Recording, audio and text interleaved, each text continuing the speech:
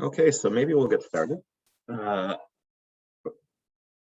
would like to thank all of you for joining. We've had really great attendance here, and that must mean that you guys are really interested to hear what Jeff has to say, so I would like to thank him as well.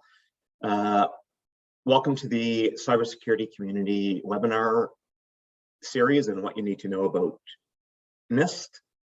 We are joined by Jeff Gardiner, who is the current Cybersecurity Director for Compute Canada and is also a cybersecurity consultant. So thank you very much, Jeff, for joining us.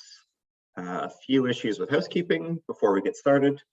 The webinar will be recorded and will be archived, including any audio. So if you do ask a question through audio, it will be part of the recording. It will be available on our YouTube channel, and a link will be sent out after we're done, probably Monday of next week, where you will be able to find this.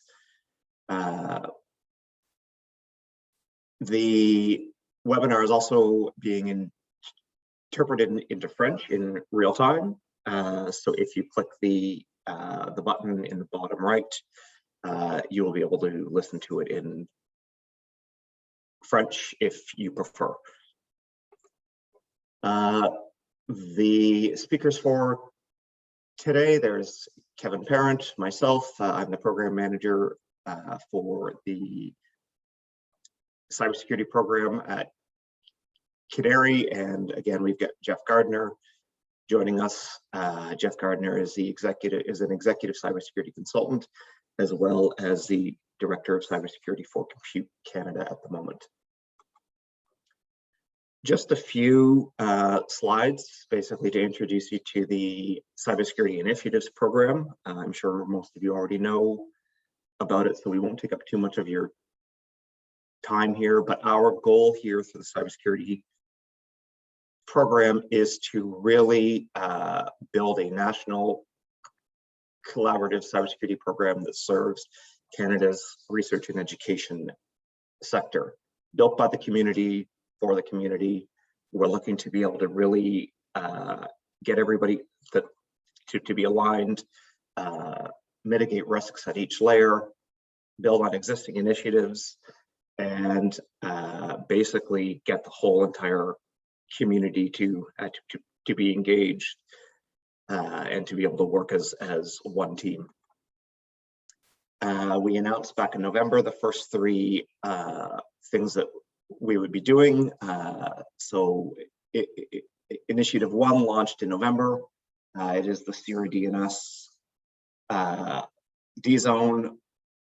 This is currently available. A lot of you have probably already signed up for this. If you haven't, please feel free to reach out.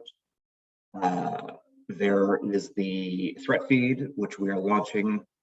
I was hoping to even be able to have a date for you, but I will say very soon, and look for some form of an announcement there in the next several days.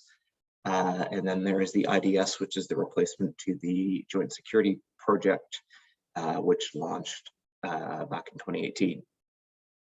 For any information on these, you can go online, or you can email cip@canary.ca, and someone will get back to you. You can also talk to any of your NREN partners and get more information on what we're doing there. So I don't want to take up too much more of your time, and I'll turn it over to Jeff.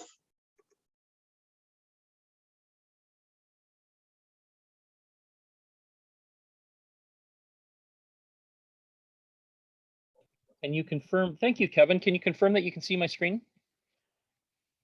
Excellent. My girlfriend doesn't think that I give her enough privacy.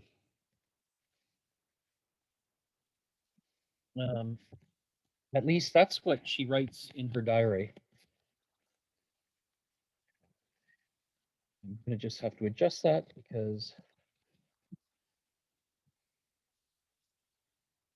it didn't advance as I thought it would. At least that's what she writes in her diary. That was a little bit of a joke. Well, thank you, Kevin. Thank you for Canary. Thank you, Canary, for having this this talking series. I understand that we have record attendance today. I'm really pleased that there is interest in this. I often get ribbed and joke that I have an enthusiasm for dull frameworks in cybersecurity standards, and yet it seems you do too. So I'm glad I'm in good company. This talk is what you need to know about the NIST Cybersecurity Framework. That's how it's known colloquially, and we will get into what its actual title is. As was introduced, I'm Jeff Gardiner. I'm currently the director at Compute Canada. Some may or may not know that Compute Canada, the non-for-profit, is transitioning. Its service is over to Endrio. That's very exciting, and so my time with Compute Canada is limited. Let us consider Isaac Newton. Isaac Newton went to Cambridge, and it's said that an apple fell on his head. And from the apple falling on his head, he is said to have discovered gravity. Now, I looked into this, and apparently this anecdote is true. Isaac Newton himself was asked about it by his biographer, and the details are as such. When he went to Cambridge, a pandemic broke out. And rather than have people wear masks, they sent them home. So the university was shut down for 3 years. And the pandemic was bubonic plague, which killed approximately 1/7 of the population of Europe. So it was quite serious. While he was sent home, he didn't have an apple fall on his head, but he did witness an apple fall from a tree. And he recognized a problem. And I would ask the question, what problem did he recognize? Was he asking the question, what should I serve my guests after a good dinner? No, the question that he asked and that ultimately he answered was, why did the apple fall straight to the ground? Why did it not fall in some other direction? And my point of bringing up this anecdote is only to show you that sometimes recognizing the problem gives us the ability to properly think about the solution. So let's recognize the problem that we're really going to be talking about today in the use of NIST. Is cybersecurity technology problem? Is it a process problem? Is it a privacy problem? Or maybe perhaps a threat awareness problem? Is it a lack of security control problem?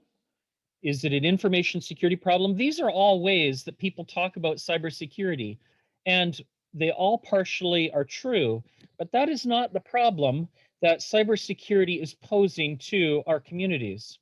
So what problem does cybersecurity solve? I'm going to answer this question by giving you a mental experiment. Imagine you're standing at the door with your key in hand, and you're going to ask yourself, should I lock my door? I want to run to the store. I want to get some milk. Should I lock my door? How you answer that question is dependent on some things. Imagine, for the sake of argument, that the nearest store is 20 minutes away, but your closest neighbor is also 20 minutes away. So, do you lock your door? When you answer this question, you may answer it very differently if the circumstances are very different. What if you're in the middle of a city and that you have 10,000 people in your apartment building and the nearest store is only 2 minutes away, but there's 4 million people in the city? And you ask the same question, do I lock my door? Maybe the context of the problem is slightly different, but you might come up with an entirely different answer. If you haven't realized by now, we've been talking about a risk assessment. We assess the risk to determine whether or not we lock the door. And the key is a security control. So when we ask the question, what problem does cybersecurity address? The answer I would pose is it addresses risk management problem fundamentally. Now, a discussion on risk is not the purpose of this talk today, but I need to ensure that we all have some common presuppositions before we carry on. Cybersecurity professionals, as do other risk assessors, recognize risk as a function of two dimensions, likelihood and impact. And to demonstrate that, and let me ask the question, is the risk greater if you were to cross a 4-lane highway in the middle of a city or a country road? Clearly, everyone would say the risk is greater when you cross a 4-lane highway in the middle of a city. for the simple reason that the likelihood of some risk event being realized is higher. Similarly, let me ask the question, is the risk greater getting hit by a bus or getting hit by a skateboard?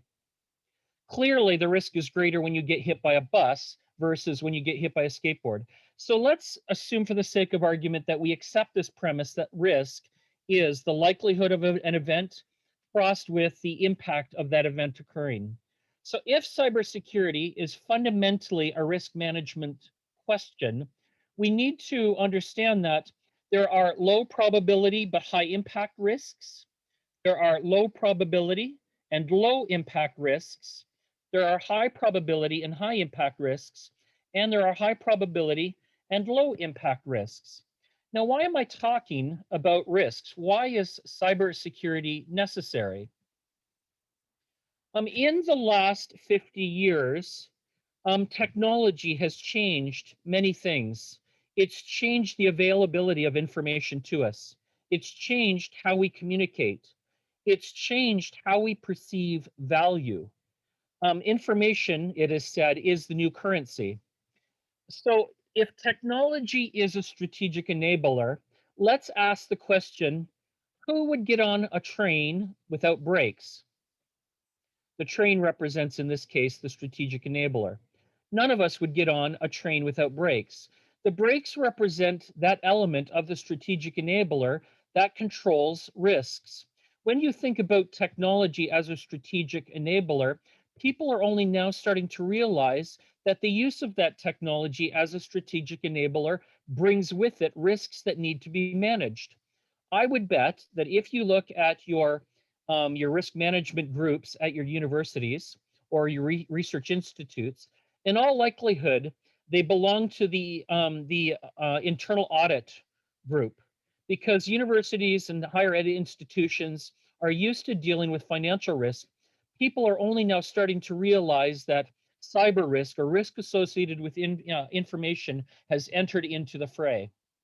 But is managing cyber risk a trivial problem? It's not a trivial problem when our organizational chart looks like this.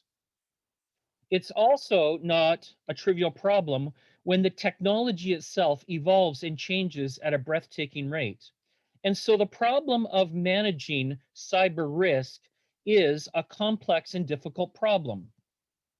How do we manage complex and difficult problems? Well, we break them up into much smaller, bite-sized consumable bits. This is akin to saying, how do you eat an elephant? One bite at a time. Cybersecurity risk management is akin to eating an elephant. So, what is NIST? Let me introduce you to how we eat that elephant one bite at a time. Community, meet NIST. NIST, meet the canary community. So the NIST used to be called, it's a US-based non-regulatory agency called the National Institute of Standards and Technology. It's been in existence since 1901. It was formerly known as the National Bureau of Standards. Information Security and Privacy Advisory Board are a subset of what NIST does. And of course, they publish standards and frameworks. Who uses NIST frameworks today? The US government does. It's said 50% of American businesses do. The Canadian government does. In fact, I know the authors, or I have met the authors of ITSG 33, which is the Canadian government's risk management process. And they themselves have said that that standard is largely based upon NIST 853 revision 4, and that they received permission to base the standard on that NIST standard. Furthermore, NIST frameworks are recommended by the Canadian government for the public sector. I've got a link there. And then finally, Canary and many Canadian universities also use NIST. Now, you would think that this is sufficient reason in and of itself to take an interest in NIST. I'm hoping that we can get into even more interesting reasons why you should take an interest in NIST. The NIST, the official title for this framework is called the Framework for Improving Critical Infrastructure Cybersecurity. We are currently at version 1.1, and the framework itself is freely available online. Furthermore, they continue to evolve this. So if you see or have recommendations, there is an email address, cyberframework@nist.gov, where you can actually start participating in the development of the next version 1.2, which is currently underway. Let's get back to the idea that we break down a complex problem and deal with simpler bits in order to make progress on it. If you look at the framework has some key attributes. Principles of the current and future versions of the framework are that it's common and accessible language. The framework itself was not designed for specialists. It was designed for the layman, and indeed, I would say executives. It's understandable by many professionals. It's adaptable to many technologies, many life cycle phases. Different sectors use it, which means that the framework is meant to be customized. It's risk-based, which means it's a catalog of cybersecurity outcomes. It does not provide a prescriptive approach or how much cybersecurity is appropriate. It leaves that decision up to the organization choosing to use the framework. It's meant to be paired with other things. It takes advantage, for example, of existing standards, including standards that NIST has published and standards that NIST has not published, and it's a living document. It enables best practices to become standard practices for everyone, and it can be updated as technology and threats change, and it evolves faster than regulation and legislation. So these reasons, hopefully, are starting to build a picture of why we are taking an interest in NIST. If you look at the core components of NIST, it actually has 3 different components. The core component are the cybersecurity outcomes and informative references that it tries to advance. It enables communication within an organization about cyber risk across an organization in a consistent way. So the core element is a facilitator of risk communication in a sense. Tiers. It describes how cybersecurity risk is managed by an organization and the degree the risk is managed. So the tiers are sometimes called cybersecurity maturity models, and we're going to get back to that. Finally, it's got a profile. If you think about the fact that banks' cyber risk appetites are different than research institutes' cyber risk appetites, this framework would not be applicable or useful to anyone if it was a panacea framework applicable to all. The framework is structured around the idea that different sectors might have different profiles. And we're going to get back to that briefly too. What a profile is it aligns an industry standard and best practice to the framework core in an implementation scenario. So it supports the prioritization of efforts and measurement while factoring in the business or the organizational needs. And I would say, for example, given the community that Canary has reached today, we're probably talking about research, higher ed, universities, pedagogy, that kind of thing. Let's talk about the tiers. This is sometimes called the cybersecurity maturity model. This is important because if we're going to make progress on improving cybersecurity, we need to be able to measure it. This is the core measuring stick that this framework uses. And the idea is that there are 5 stages of cybersecurity maturity. There's initial, developing, defined, managed, and optimized as indicated across the bottom. I like this chart because it shows that these maturity models might apply to technology, process, and people, which are kind of the 3-legged stool of cybersecurity. So for example, if you look at the initial stage of maturity, if you have no security controls, that's stage 1. If you have some controls, but limited documentation, that's stage 2. If you have more controls and many of them are documented and developed, but there's an over-reliance on individual efforts, that's maturity state 3 for technology. And similar, so on and so forth. I'm not going to go through each of these things because you will have the slides available to you. We're going to use this cybersecurity maturity model again shortly to see how we can use the framework. The core. So the basic idea behind the security framework is that it has, this is where we talk about eating the elephant in chunks. What is a cybersecurity program fundamentally trying to achieve? Here are the 5 things that this framework suggests a good cybersecurity program should try to achieve. Identify is the act of determining what assets are at risk. And this is a strategic level function. Protect, take steps to safeguard those assets previously identified in function 1. Detect, routinely monitor and alert for problems. So at this point, we've said we're not going to safeguard, say, a healthcare record the same as we would a bus schedule. We've identified those assets at risk and we've taken steps to protect them. Not all cybersecurity effort is perfect, however, so we're going to try to detect when our protection efforts fail. We're going to respond when they do fail to try to mitigate the damage. We're going to plan for the worst and be ready to act. And finally, we want to restore normal business continuity operations. We want to get back to normal after a breach. So this framework presents these 5 functions at a top level as chief strategic goals. Now, these goals should resonate with the executives in the audience, because when you talk about why we have a cybersecurity program and that it's not necessarily a strategic enabler, but it is a risk management tool, these 5 functions directly provide a strategic rationale for what our program is trying to achieve. Let's dig in a little bit more to the core functions. Once we've identified what our 5 functions are, what processes and assets need protection, what safeguards are available, what techniques can identify incidents, what techniques can contain impacts, and what techniques can restore capability, these strategic ideas are understandable by everyone. They apply to any type of risk management. They define the entire breadth of cybersecurity, and they span preventative and reactive efforts. But it goes deeper. If we look at the idea of identifying, protecting, detecting, responding, and recovering, those are the strategic goals, but there are also functional goals. We need to have asset management. We need to impact our business environment. We need governance. Governance is where an organization talks about what its risk tolerance are and what its expectations are with respect to managing technical infrastructures. Similarly, under protect, we have data security, awareness and training, authentication controls. You should start to recognize these as functional enablers. Anomalies and events. We need to be able to detect anomalies and events that are happening in our infrastructure.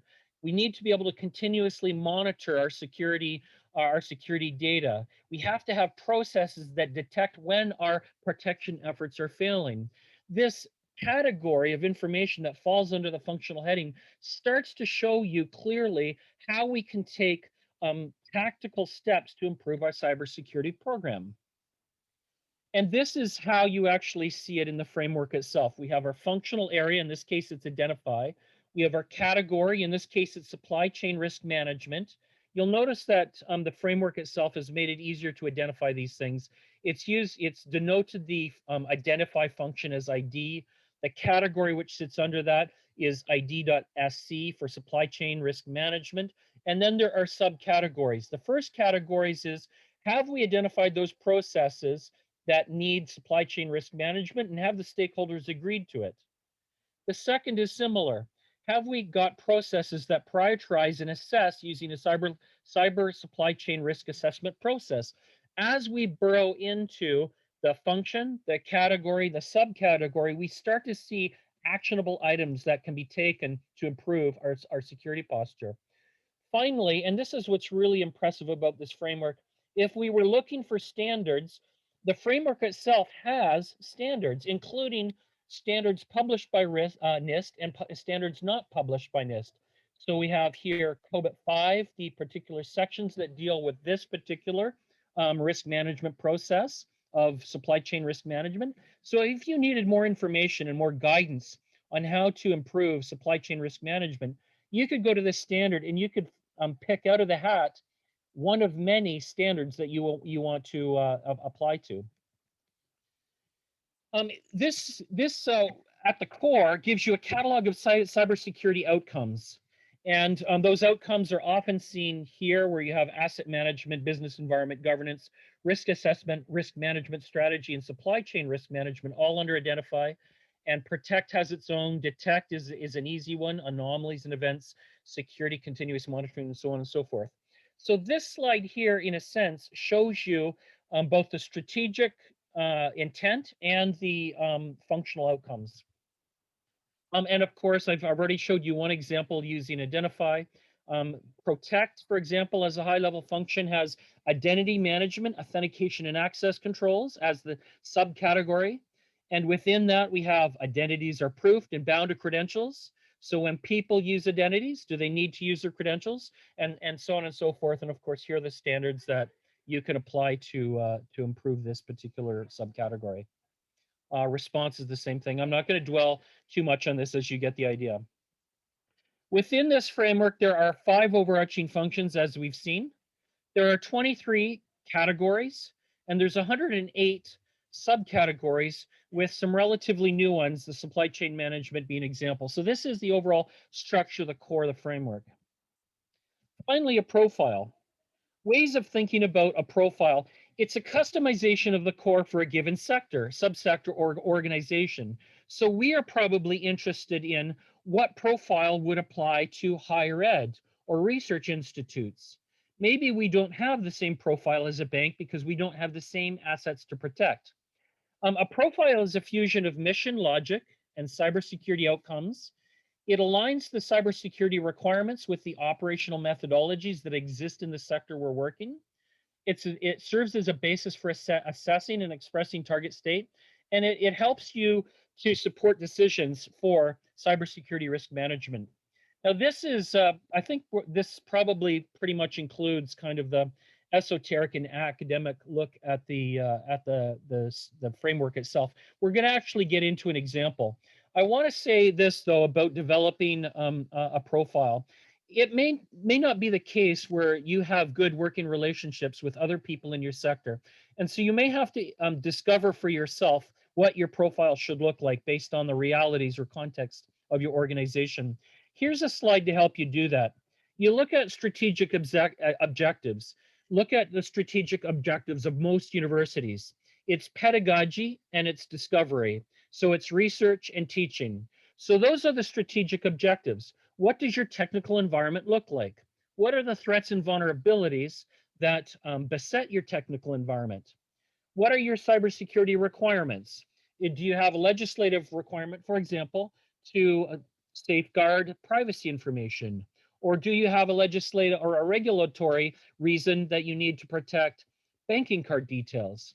And then finally, what are your operating methodologies? It may be that a highly distributed university's profile would look very different from a strongly centralized university, for example. This slide should give you the ability to come up or answer the question more or less, what should a profile look like for our institution? Now I'm going to take you through an example, and how I'm going to do that is we're going to set some goals. We're going to create a detailed profile. We're not actually going to spend time to do that. I'm going to show you how to do that, and then I'm going to show you the result of doing that. We're going to assess our current position. We're going to analyze the gaps, and finally, we're going to implement an action plan. Imagine, if you will, that we project the functions, the categories, and the subcategories as spokes on a wheel. This is what it would look like. What if we could measure the maturity level of each one of these spokes, with 0 being very immature and the outer rim being very mature? Where do we get that measure for gauging maturity? Remember, I showed you that slide on the cybersecurity maturity model? That's exactly what we're going to do. So let's quickly go through an example of NIST in action. I'm going to switch here to my Excel spreadsheet. Here I have all of the functional categories, the subcategories, and information references on a spreadsheet. If I were trying to improve or analyze the cybersecurity posture of an institution now, what I would do is I would go through each one of these things and ask very basic questions. Remember, we're using the cybersecurity maturity model, maturity levels represented here, and also represented on a previous slide. We're going to assign a number of 1, 2, 3, or 4 based on which maturity level that particular subcategory falls into. Jeff, hate to interrupt you, but the Excel sheet isn't showing. Sorry about that. It's not showing? No. Okay.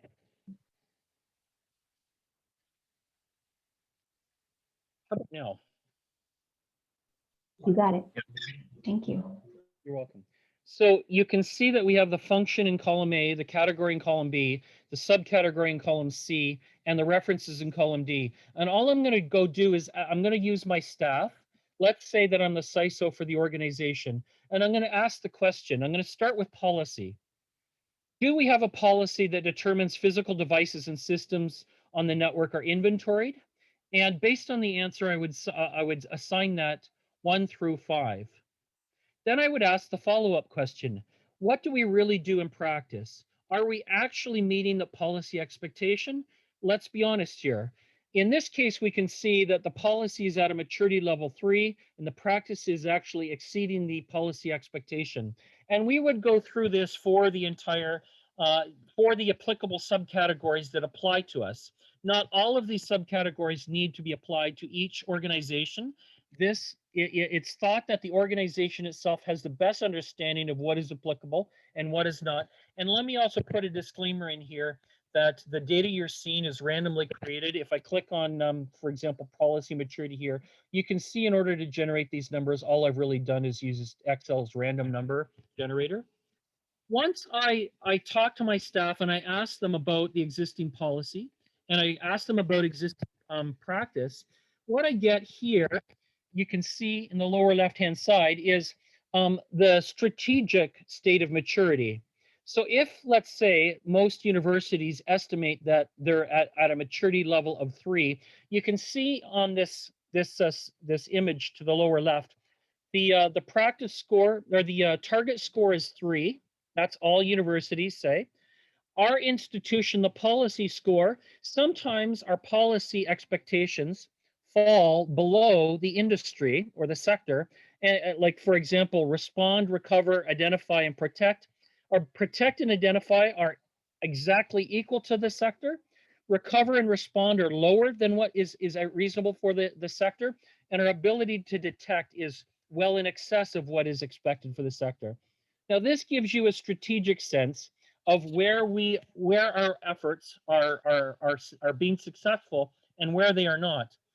If you look at the more detailed image here, you can see specific action items that you could take action on. So if the sector expectation for universities is 3, and we look at asset management and business environment and governance, we can see that we're doing well in excess of what's expected for the university sector. Those things we don't need to adjust. But oh dear, what is this? Supply chain management. Our supply chain management policy expectations are very low. Although our practices are a little bit better, they're still below what's reasonable for our sector.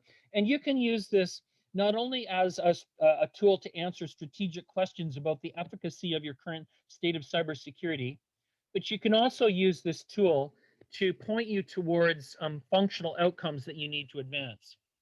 I'm going to go back now to the slides.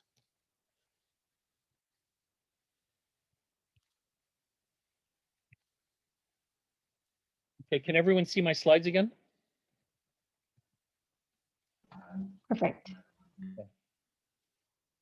Now, every time I open up that Excel spreadsheet, because it's using the random function generator, I actually get different profiles. That's okay. When we look at the strategic profile generated in this one, we can see, for example, that it's pretty much similar to the last one, actually, that protection and identify were in line with the sector. Our detection capabilities are in excess of what the sector is doing, but in practice, it's really low. So our policy sets higher expectations, but in practice, we're not really meeting our policies. And then respond and recover, you know, the analysis serves to be the same. And of course, if I were then a middle level manager and I wanted to start using this information to either affect procedures or to generate additional policy, I would again go to the detailed breakdown of the categories. Here you can see the categories are the spokes. And I would say, for example, that anomaly detection, our practices are very low at a maturity level of 1, you know, a little bit more than 1, whereas our policy expectations are higher than the profile for the sector, and the profile for the sector is at 3. So this shows you how that this framework can actually influence cybersecurity outcomes. Let me just conclude the talk by talking about the difference between a standard and a framework. There are many cybersecurity standards. For example, there is the CIS control standard, which is similar to SANS top 20 security controls. There's the control objective for information and related technologies. There's a security standard for industrial automation. There's information security management standard from ISO, that's ISO 27001. And then of course, NIST themselves put out standards. So it begs the question, what is the role of a standard versus a framework? Compliance to a standard is a tool used to assess or validate an organization's cybersecurity regime. So for example, if you're looking, say, to handle payment card information, and your payment card provider says, do you conform to a digital, like a payment card standard, and you're able to show them that you do, that answers a whole series of questions that they might otherwise have for you. So it's basically a concise way of communicating what it is you're doing in practice. Framework, however, is a tool that allows an organization to focus on outcomes. Are we actually producing the correct outcomes given the context of our environment? NIST, the cybersecurity framework, recognizes that. In fact, they have in the documentation, if you download it, their Excel spreadsheet, they have different case levels. And these case levels represent a recognition of whether the framework itself is a subset of the standard, whether it intersects with the standard, whether it's functionally equivalent to the standard, whether it's a superset of the standard, or whether it's not related at all. And this is very helpful if you are trying to validate that you conform to certain standards and you've used NIST framework to actually guide the development of your cybersecurity program. You can very quickly answer questions such as, yes, we conform to COBIT or a COBIT, or yes, we could validate under ISO 27001. So by using NIST as an overarching approach to cybersecurity, you can instantly answer questions about which standards you can actually validate towards. That's an incredibly useful and flexible capability. The NIST Cybersecurity Framework is a voluntary framework issued by the US Department of Commerce, which represents a collaborative effort between the public and private sector and academia to improve management of cybersecurity risks. And that is what I would argue, that summarizes what you need to know about the NIST framework. Questions and hopefully answers. Does anyone have any questions?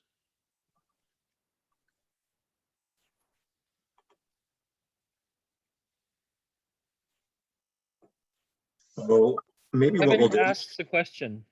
It seems like NIST is the gold standard for security frameworks.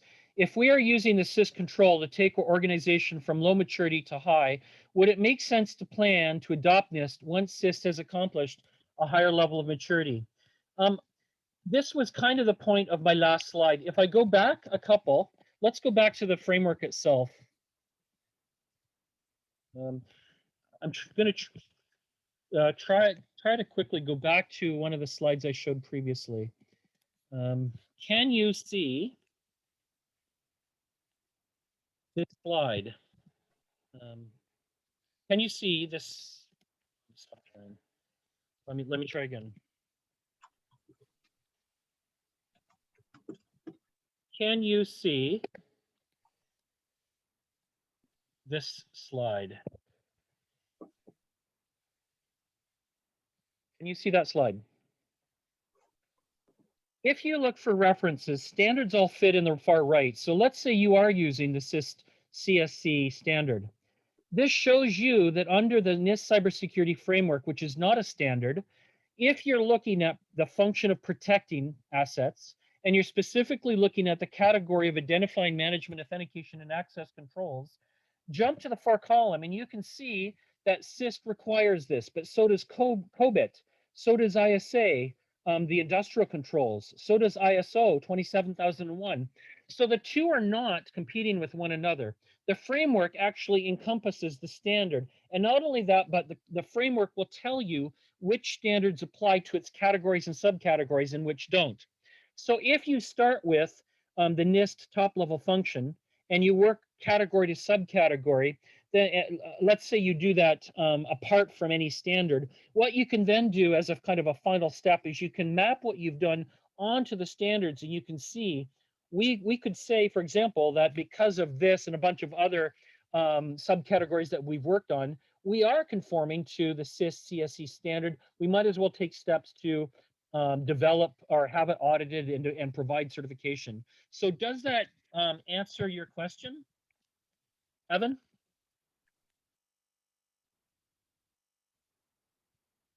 I'm not really getting feedback, but I'm assuming Evan is muted.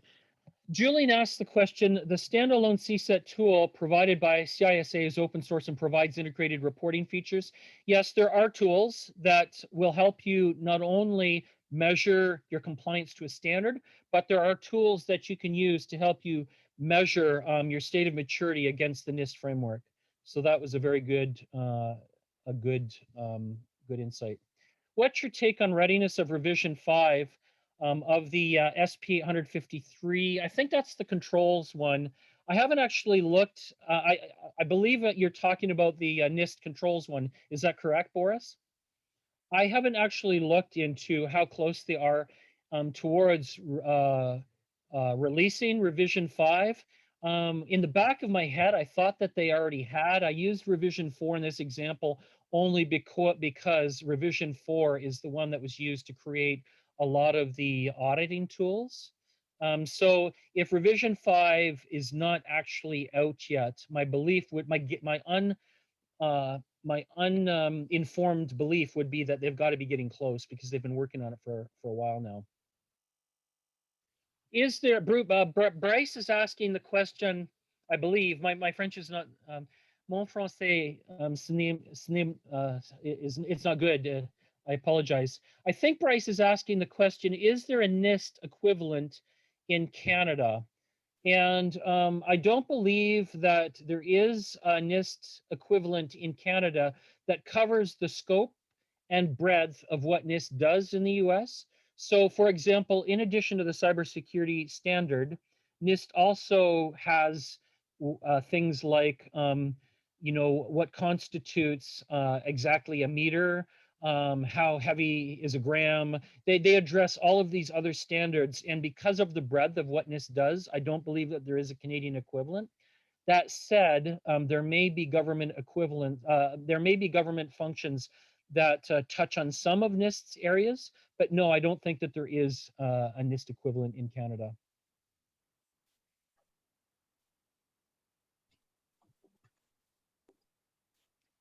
So Amina is asking the question. Thank you for your compliment, Amina. In your conception, what is the time slot that should be reserved by teachers for best practices to circumvent security problems on the internet, given that's a problem that's growing more and more? That's a very good question, Amina. Remember under the NIST framework that the very first step is to identify the assets that need to be protected. If you think about, let's take I know that a college, a high school, and a university might have slightly different contexts, but let's take a high school example. What information asset is most valuable to a high school? Or put another way, what information asset, if compromised, lost, or exposed, or corrupted, would cause a high school the most headache? That's it, the impact side of risk. Clearly, it's personally identifiable information, including marks. So what you could do to try to scope this is identify how broad or how narrow is the collection of assets you're trying to protect. If it's only information systems that contain privacy information, that might only be a handful of information. And so you might be able to actually take action on improving cybersecurity in a relatively short period of time. Like it should not be difficult once you go through the exercise of identifying what assets you'd actually need to protect.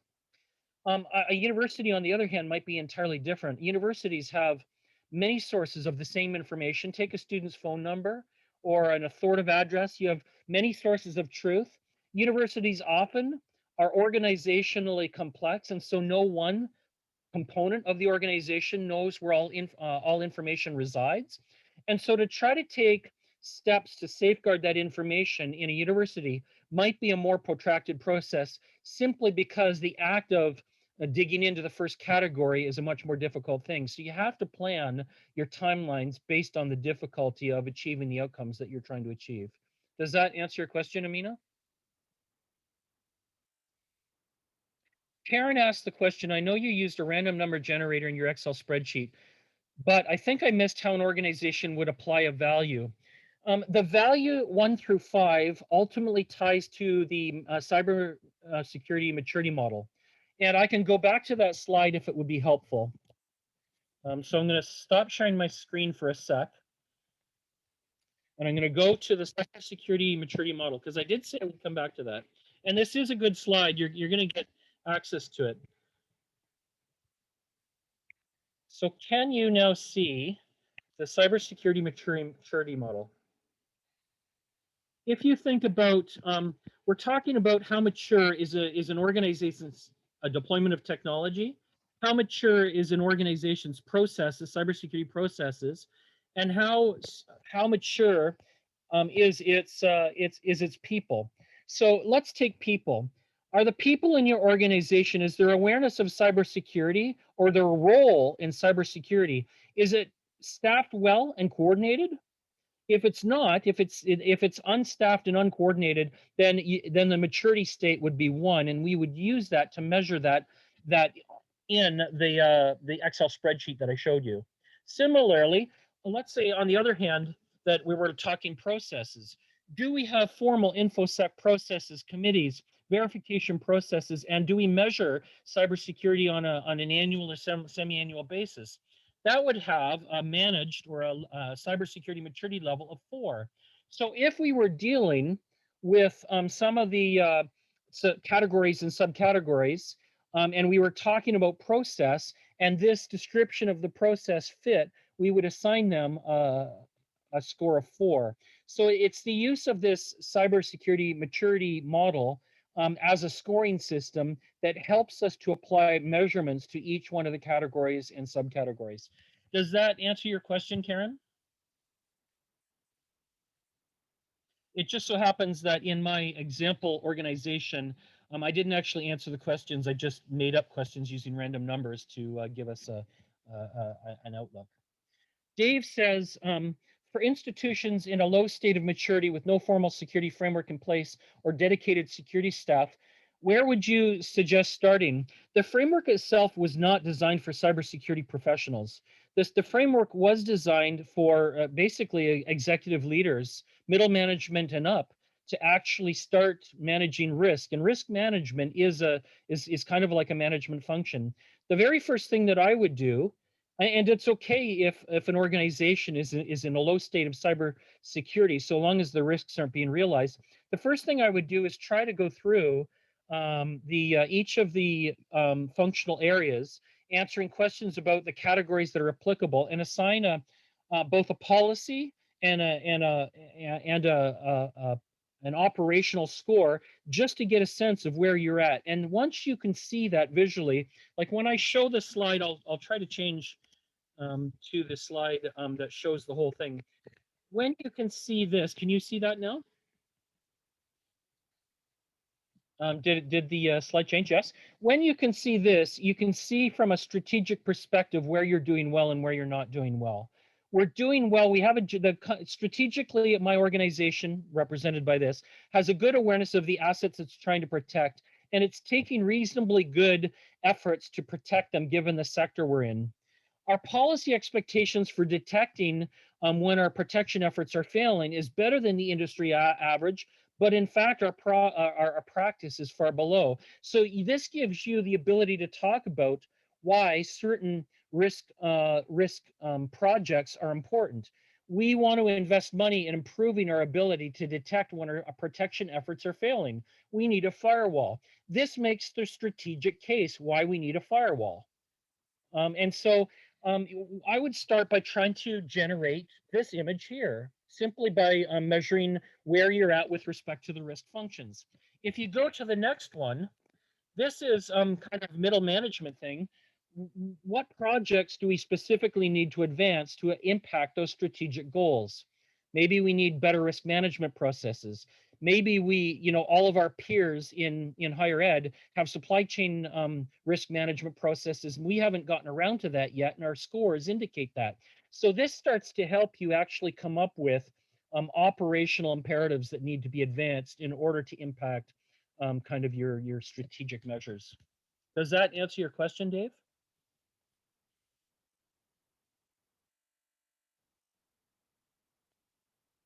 Have you mapped this up with MITRE ATT&CK framework? No, because MITRE ATT&CK framework is specifically looking at vulnerabilities. This is really a framework that's looking at an organization's overall approach to its cybersecurity risk management. Managing vulnerabilities is only one aspect of that. There is, however, a relationship. If we go to the NIST functional area of detection, I think it's detection or protection, maybe it's protection. Within the subcategories and subcategories of protection, there are things that look at things like, do you measure vulnerabilities in your institution? Do you specifically measure vulnerabilities with your high-risk systems? Do you have a patch management process in place to deal with those vulnerabilities? So mapping to the MITRE ATT&CK framework isn't a bad idea, but it only impacts a portion or a segment of this overall approach.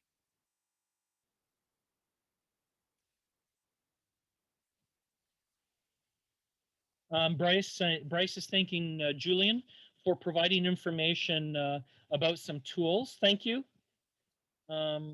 Reza says, how involved are the CIOs of Canadian education institutions in this process? I'm going to take my formal hat off and just reflect on this.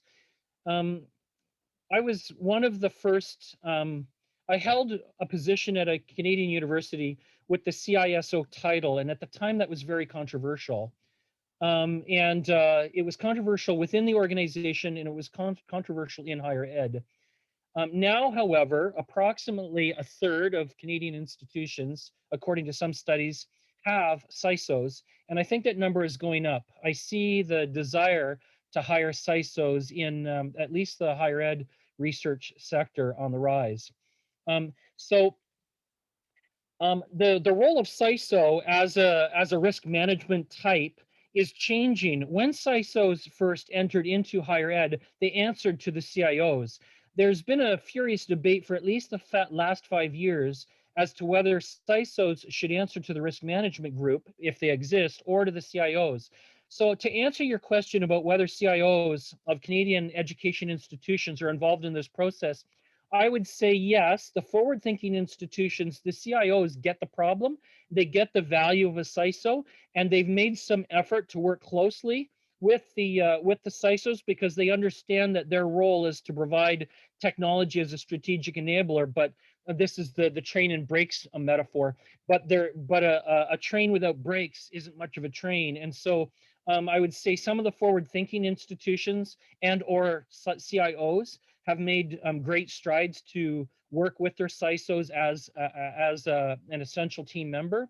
I think that, to be honest though, and frank, if we were to take a survey across the country, there are still a lot of institutions that have old school CIOs that really don't get it. And I think that that's going to change over time as their peers start to understand and articulate the problem better, or they retire. Not to speak so bluntly about that. Curtis says that NIST and other comparable cybersecurity standards appear to be aimed at mid-sized to larger organizations that have varied resources to be able to achieve controls. How would small organizations manage to achieve this? That's a very good question. The first thing I would say, Curtis, is that when you look at categories that sit under the top level functions, you don't need to apply all categories. If you have a small, let's say you have a small non-for-profit with 100 researchers, not researchers, let's say you have 100 employees, and the number of information assets that you're trying to protect are limited, you certainly don't need all of the subcategories to be applied. What you would have to do is you would have to be flexible in your thinking. You would have to go through the list of subcategories, and you'd have to say, let's be realistic here. Which of these do we need, and which don't we? And so what I would do if that were my case is I would try to look at what was applicable and what was not, and then starting advancing the things that were applicable to my organization's context. Thank you, Mark. I'm currently working with a Canadian university as well as Compute Canada. I am very happy to try to be making a difference in Canadian university landscape. So maybe I can put you in contact with my my current boss at another Canadian university, and we'll see if he'll lend me out. Karen is asking the question, what do you envision NDRIO's role will be while engaging with research institutions on this framework? I have to take my formal hat off to answer this one, Karen. When I was at when I was at two Canadian institutions, I had the chance as CISO to deal with the Research Ethics Board. And from where I sit, there's a huge problem that the research ethics officers understand. And that problem is that research ethics officers are very well trained in the research ethics process, but they're being asked to act as proxy risk managers when they talk to researchers that dealing with high risk data. And they're very uncomfortable doing this. So at least two of the institutions that I worked on, one of the solutions was to introduce data classification. And what data classification did is it allowed the institution to formally recognize risk buckets with respect to data types, but it also put the institution's focus not on technology protection, but on data protection. And when the Research Ethics Board saw this, they understood that the institution was finally providing them some resources that they could use. Now, when a researcher goes away from the Research Ethics Board, maybe the Research Ethics Board has said to them that you need to protect this data. They might take their data to collaborators, or maybe they'll take it to Compute Canada and possibly NDRIO within a year's time. And the issue is are those risk expectations being communicated out of the Research Ethics Board into NDRIO? And I would say they're not currently being communicated, that bridge is not currently being made within Compute Canada. Although in my current capacity, I'm trying to change that. We have a medium-term action plan that's going to introduce the idea of data classification. And once we introduce the idea of data classification, the next logical consequence will be data handling expectations. And that will start to force there to be processes whereby risk about information and data management is communicated from one agency to another. So I do envision a role for NDRIO, but it all falls down to whether NDRIO's cybersecurity leadership think the same way I do about data risk. And my initial appraisal is that they do. So I hope that answers your question, Karen. Is there a NIST standard maturity level for higher education institutions? Mark, I would actually say there's probably two maturity levels. I would say that the U15 are largely aligned because their CIOs, as you know, talk through organizations such as QCO, the Canadian University Council of CIOs, and CANARY. And then I would say the non-U15 universities with smaller staffs have a separate maturity level. And so I think in the Canadian landscape right now, there's actually probably two maturity levels. I think because the U15 universities are leading the way in terms of cybersecurity thinking, it's not lost on the smaller universities that they need to follow suit. It's just an issue of what resources they have to throw at the problem. I don't want to skirt around the question too much, but I think that's a reasonable answer. I think initiatives such as CANARY's efforts to bring together the higher ed and the research community cybersecurity groups to have discussions. I think QCO's involvement with government, and I think the existence of CANSOC, all of these things act as catalysts for developing one common maturity level. So I hope in 10 years' time, Instead of saying that there's two, I'll be able to say sincerely that there's one. Thank you, Mark, for your compliment. Mark says that Jeff has been essential in bringing a more systemic approach to cybersecurity in Compute Canada, like awareness of this framework. I appreciate that, Mark. A lot of people that came to this talk may not have understood why they needed to know about NIST. I'm hoping now that they do, but it goes back to that question, how do you eat an elephant? There is a way to eat this elephant, and that the approach that we're advocating by using the NIST framework is a very common approach. I had a slide at the very beginning that talked about 50% of American businesses are using this. The Canadian government is not only aware of it and advocating it, but hopefully now everyone that is here also knows. And you know, at least you now know what you didn't know previously. Great. So we're actually a little bit over our time. Jeff, I wanted to really sincerely thank you for doing this. I think that it was extremely informative, and I think we had a really great turnout, and now I know why you're a really great guest to have. So thank you so much. Thank you to all of you who joined us here, and if you do have any other questions, anything to add, please feel free to reach out. And yeah, I'll wrap it up. Thanks so much again, Jeff, and thank you to all of you who attended. Bye-bye. Thank you.